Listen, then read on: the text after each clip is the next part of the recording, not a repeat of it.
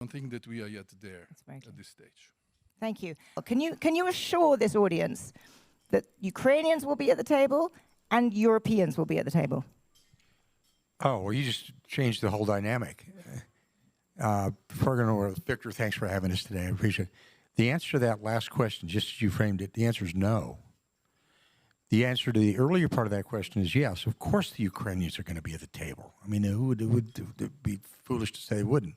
But when you say at the table, you have to define it. One of the things I'm driving towards is we've had a good, remember this war has been going on now, we're heading into the third year. One of the things we haven't really gotten to are specifics. So the Europeans who have provided as much or more support than the Americans in this process, you don't think should be at the table directly. You think it should be two protagonists. I said I'm a school of realism. I think that's not going to happen. But I said that's one of the reasons I'm here talking to people. One of the reasons we're going out, we're doing it, to making sure that their positions are well known, that when we go into these positions, they're well stated. Now, that may be great, like fingers on a chalkboard.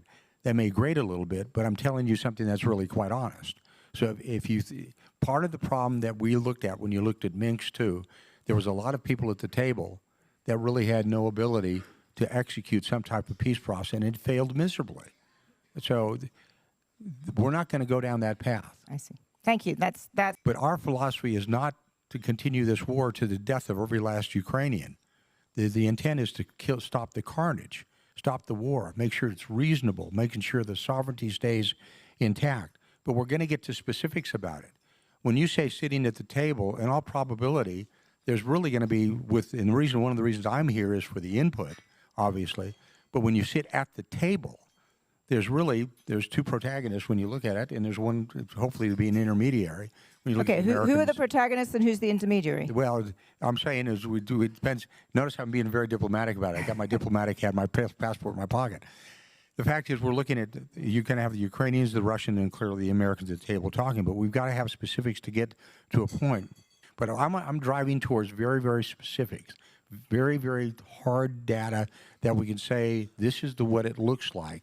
And then it's going to be up to the two belligerents that are fighting each other right now, the Ukrainians and the Russians.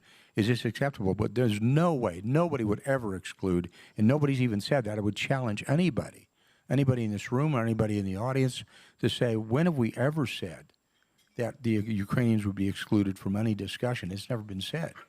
You know, President Trump's been very open about that. Respond. Do you respond by saying, that happens?